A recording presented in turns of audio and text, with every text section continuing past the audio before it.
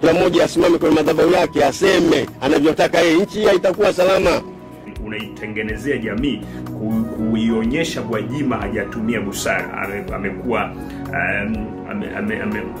ni mkosefu, manake ni adui, manake unaungana sasa kwamba huyu awe muhaini kwa namna moja ama nyingine, ama ni mtu ambaye ana hila ndani yake, au alikuwa na agenda binafsi.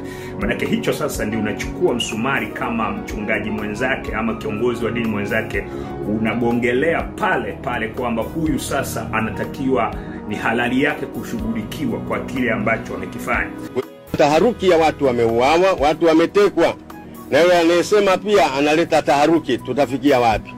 Kila mmoja akisema kwa namna yake. Kweli watu wana hasira, kweli watu wana uchungu, lakini uchungu wetu uende kwa maarifa na hekima.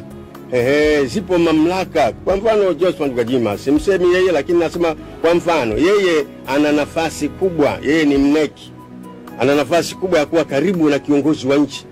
Tunampeleka kama mchungaji aseme kwa sababu yuko karibu. Mneki ni nafasi kubwa sana. Yeye ana nafasi kubwa na kwa kiongozi wa nchi, ana nafasi kubwa bungeni. Kwa hiyo Gwajima kwa kusema kule nje kuzomeana sio sahihi. Kama kiongozi wa dini, kama kiongozi katika serikali, umeapa kwa katiba na umeshika Bible. Wakati nasema ya nchi umeapa na sisi tumekubali, umekwenda kuapa. Kwa hiyo ni vizuri kuna utaratibu wa kuzungumza. Kila mtu, kama kwa mfano alimsema mbunge fulani Ponjoro, sio sahihi. Kiongozi yule yote ni kondoo, yule yote anahitajika kuja kwa Yesu. Hapaswi kusemwa kwa matusi. Alizungumza bungeni, haitakiwa naye akamjibu bungeni. Usitumie madhabahu. Waislamu wakitumia madhabahu zao kusemana, na sisi tutumie madhabahu zetu kusemana, nchi itakuwa salama kweli? Badala yake umeshindwa wewe mwenyewe ambaye unasema kuna hekima inatakiwa itumike, umeshindwa wewe mwenyewe kutumia busara kuweza kujibu yale maswali kwa ajili ya kutengeneza ile sasa level ya amani kwa watu wote, yani kwamba serikali jinsi ambavyo imemtafsiri Gwajima na bila ambavyo Gwajima mwenyewe jinsi ambavyo amejaribu kupresentika kwa watu kwa namna jinsi ambavyo watu wamemwelewa. Kwa hiyo wewe mwenyewe ulikuwa unatakiwa uchukue jukumu sasa kama mpatanishi, kwa sababu wewe umeshindwa kutumia ile nafasi ya kuwapatanisha sasa.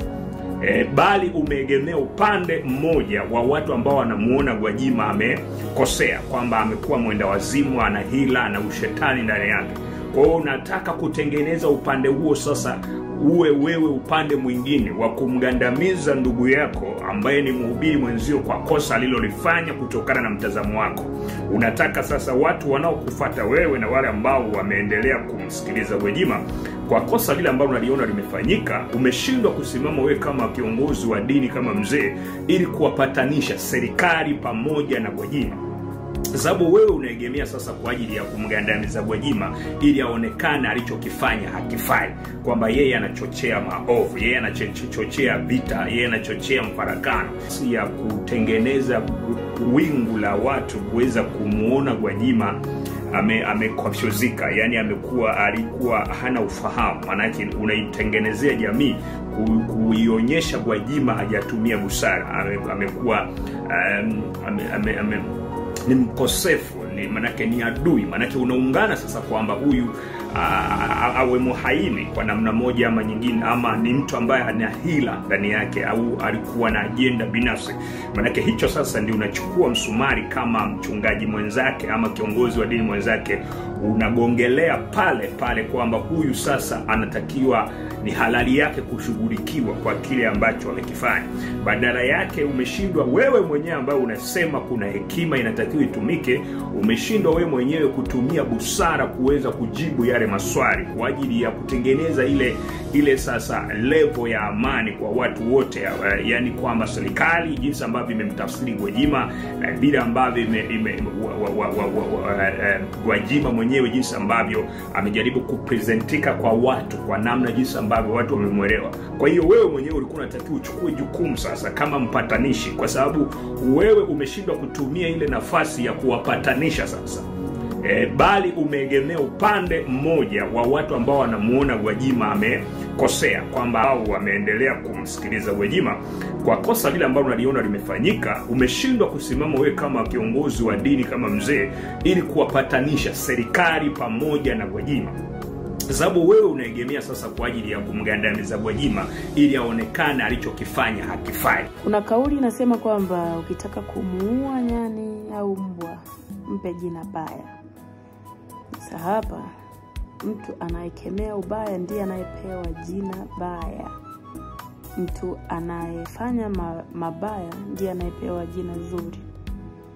Haya bwana, Yesu alimwambia Herode, kamwambia yule mbweha.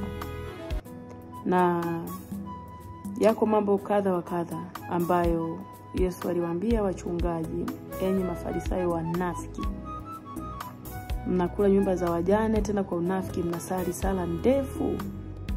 Sasa kinachowafanya watu washindwe kuongea ukweli, wachungaji wengi washindwe kuongea ukweli, nafikiri ni tumbo. Ni heri usiwe na mali nyingi lakini ukapigania haki, kuliko ukawa na mali nyingi na ukajifanya mwenye hekima. Hekima ni kufanya jambo sahihi wakati sahihi na mali sahihi. Unaona kabisa wananchi wanalia, wanaumia, unashindwa kusema, alafu unasema hekima. Kwa hekima aliyotumia Gwajima kuongea, mimi nasema kwamba alitumia hekima nzuri kabisa, kwa sababu alikuwa anaongea kwa wakati mwafaka. Lakini huko nyuma mbona alitulia, alikaa kimya? Jiulize upande wa pili, kwa nini ameamua aongee wakati huu? Unaona kelele za wananchi ni nyingi, machozi ya wananchi ni mengi, ndio maana akaamua kuongea. Sasa mzee, mkate hapa, mkate. Mikate ndio ile ambayo Yesu alileta, zile ishara za mikate, wanafunzi wakala wakashiba, makutano. Anahama, sio walikuwa wanamfuata kwa sababu tu wameamua kumpokea Yesu, walikuwa wanafuata kwa sababu ya mikate. Kuna wakati akawatoroka kaenda ng'ambo ya pili, wakaanza kuhangaika kutafuta mashua. Na akasema kwamba wakafika huko. Walipofika akamwambia, Rabi, upo huku? Sio upo huku kwa sababu wanamtafuta Yesu, no, kwa sababu ya chakula. Chakula unaweza kuuza utu wako.